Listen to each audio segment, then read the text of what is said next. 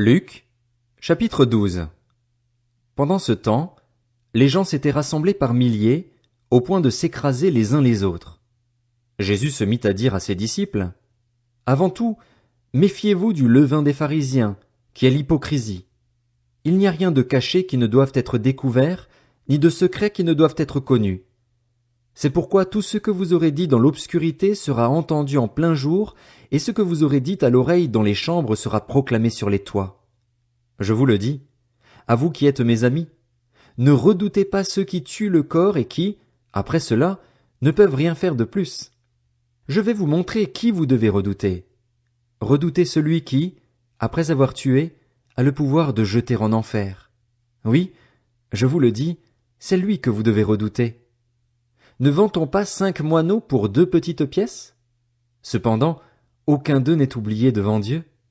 Même vos cheveux sont tous comptés. N'ayez donc pas peur. Vous valez plus que beaucoup de moineaux. Je vous le dis, toute personne qui se déclarera pour moi devant les hommes, le Fils de l'homme se déclarera aussi pour elle devant les anges de Dieu.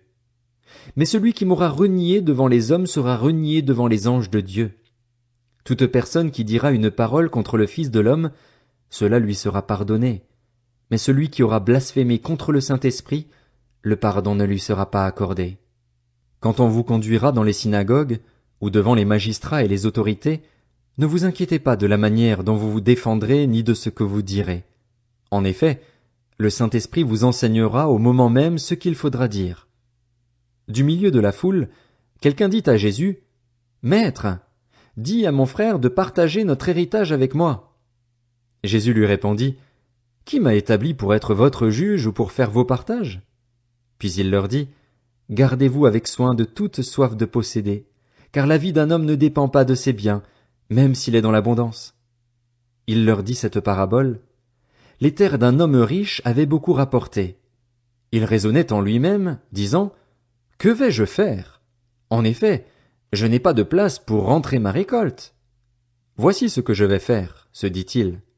J'abattrai mes greniers, j'en construirai de plus grands, j'y amasserai toute ma récolte et tous mes biens, et je dirai à mon âme, « Mon âme, tu as beaucoup de biens en réserve pour de nombreuses années.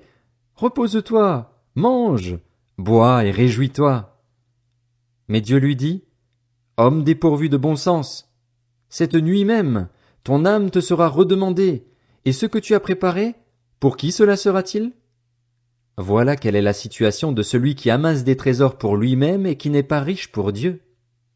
Jésus dit ensuite à ses disciples, « C'est pourquoi je vous le dis, ne vous inquiétez pas pour votre vie de ce que vous mangerez, ni pour votre corps de ce dont vous serez habillés. La vie est plus que la nourriture et le corps plus que le vêtement. Observez les corbeaux. Ils ne sèment pas et ne moissonnent pas.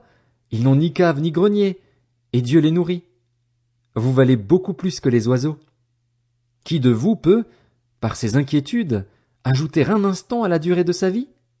Si donc vous ne pouvez rien faire, même pour si peu, pourquoi vous inquiétez-vous du reste? Observez comment poussent les plus belles fleurs. Elles ne travaillent pas et ne tissent pas.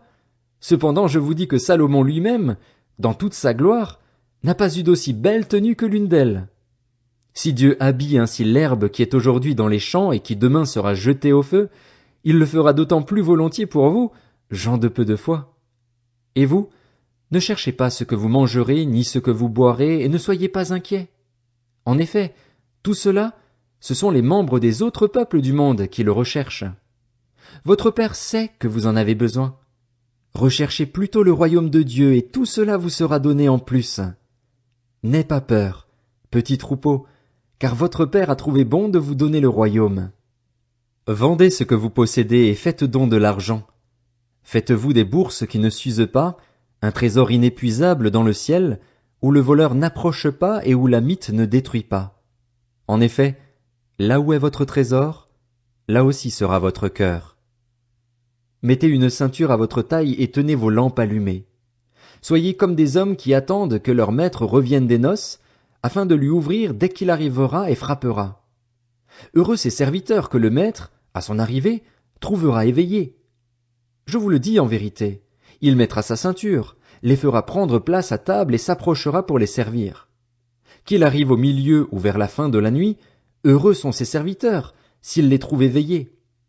Vous le savez bien, si le maître de la maison connaissait l'heure à laquelle le voleur doit venir, il resterait éveillé et ne laisserait pas percer les murs de sa maison. Vous donc aussi, tenez-vous prêts, car le Fils de l'homme viendra à l'heure où vous n'y penserez pas.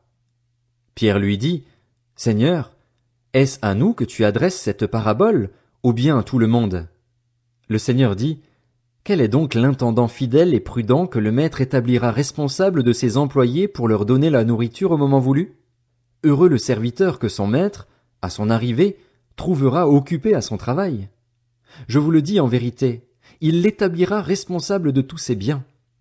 Mais si ce serviteur se dit en lui-même, Mon maître tarde à venir, s'il se met à battre les autres serviteurs et servantes, à manger, à boire et à s'enivrer, alors le maître de ce serviteur viendra le jour où il ne s'y attend pas et à l'heure qu'il ne connaît pas. Il le punira sévèrement et lui fera partager le sort des infidèles. Le serviteur qui a connu la volonté de son maître mais qui n'a rien préparé ni fait pour s'y conformer sera battu d'un grand nombre de coups. En revanche, celui qui ne l'a pas connu et qui a fait des choses dignes de punition sera battu de peu de coups. On demandera beaucoup à qui l'on a beaucoup donné, et l'on exigera davantage de celui à qui l'on a beaucoup confié. Je suis venu jeter un feu sur la terre. Combien je voudrais qu'il soit déjà allumé? Il y a un baptême dont je dois être baptisé, et quelle angoisse pour moi jusqu'à ce qu'il soit accompli. Pensez-vous que je sois venu apporter la paix sur la terre? Non, vous dis-je, mais la division. En effet, désormais, s'il y a 5 personnes dans une famille, elles seront divisées, 3 contre 2 et 2 contre 3, le père contre le fils et le fils contre le père, la mère contre la fille et la fille contre la mère, la belle-mère contre la belle-fille et la belle-fille contre la belle-mère. Il dit encore aux foules, Quand vous voyez un nuage se lever à l'ouest, vous dites aussitôt, La pluie vient, et c'est ce qui se passe.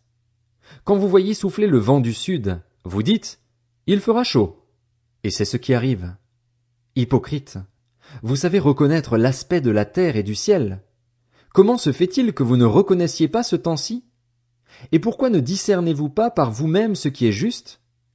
Lorsque tu vas avec ton adversaire devant le magistrat, tâche en chemin de t'arranger avec lui, de peur qu'il ne te traîne devant le juge, que le juge ne te livre à l'officier de justice et que celui-ci ne te mette en prison. Je te le dis, tu n'en sortiras pas avant d'avoir payé jusqu'au dernier centime.